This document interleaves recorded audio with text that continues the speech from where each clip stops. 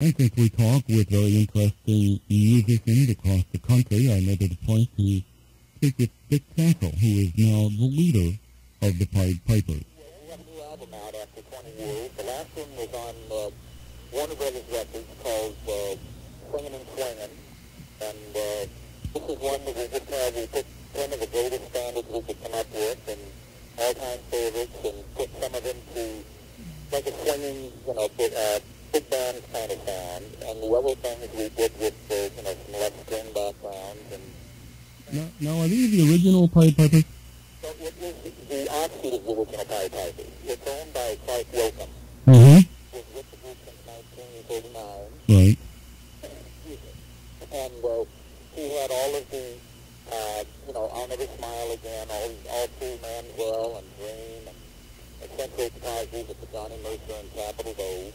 And Clark has turned the group over to me some 5 years ago. And we've just been, redoing all of the original Pied Piper arrangements for vocal and band parts. And just retaining their style. So it's actually music or a tribute in the style of the original Pied Pipers. But since he still owns the group, and we still pay him a royalty, as the owner of the arrangement, Right. then he still is connected with it. It's almost like the, like the New York Yankees. Sure. Like in a TV. It's like a franchise. Right. Yeah, okay. How many are in it? How many singers? 4 or? 2 guys and a gal. Okay. How about their names? Martha Gibson is our lead singer. Mark Anton sings top tenor. Joe Ike is our arranger and baritone. And then I sing second tenor, and I'm the leader of the group. I see. And now, have you been performing in addition to just making the record tour? Yeah, we've done several tours through the years, over the past couple of years, mostly for Dromar Productions. We were out on tour for 45 days one time with Helen Forrest and Andy Russell, and hit about 28 states west of Philadelphia. Then we finished the tour in 1981. We were all up and down the East Coast with tour. I see. So how many albums have you got out now total? Or is this your first? For this group, Yeah. this is the first one in 20 years. Okay.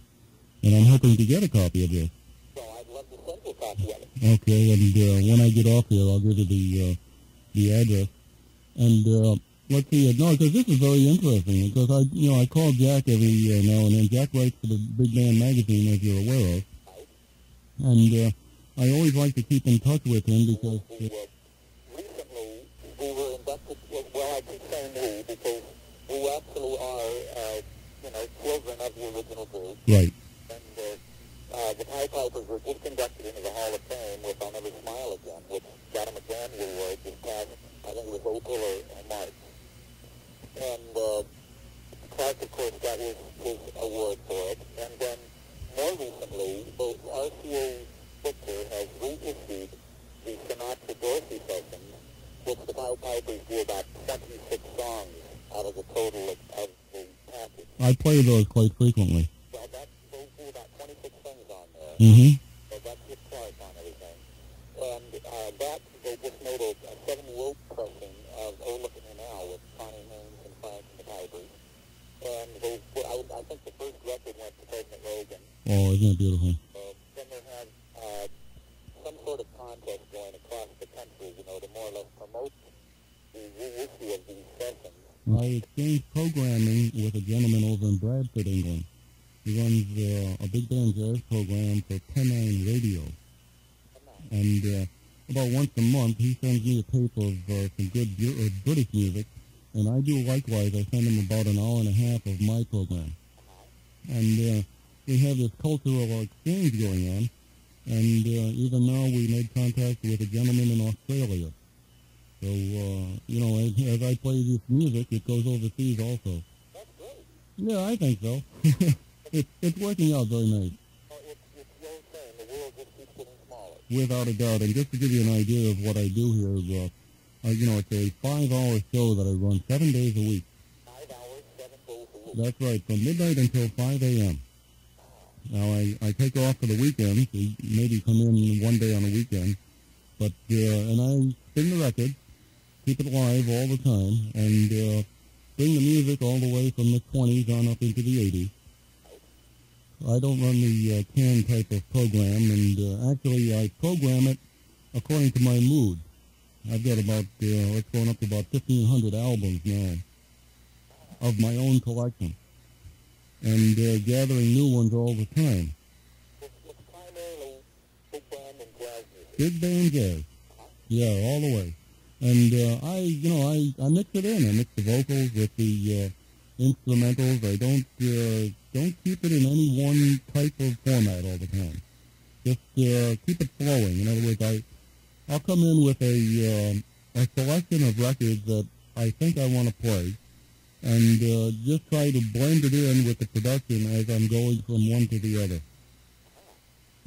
So that way I try not to be too repetitious. Well, I don't know how you do something like that 7 days a week for that length of time, because that only leaves you 19 hours to go in and find different records, and the repetition, it must be a fascinating... Well, I have a unique system of filing my records. It's known as confusion.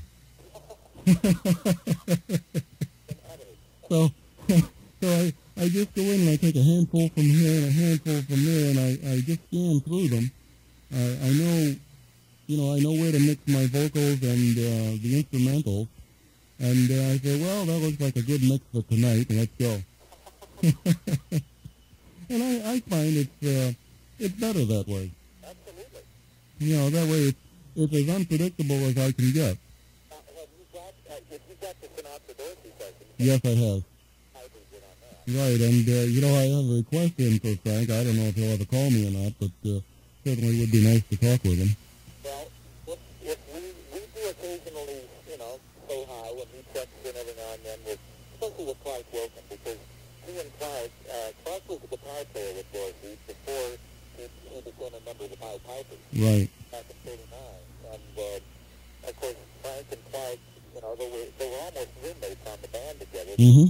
So, through the years, they kept awfully close with each other. And every now and then, we'll give a call to Clark around Christmas time or something and say, how's everything going, Dad?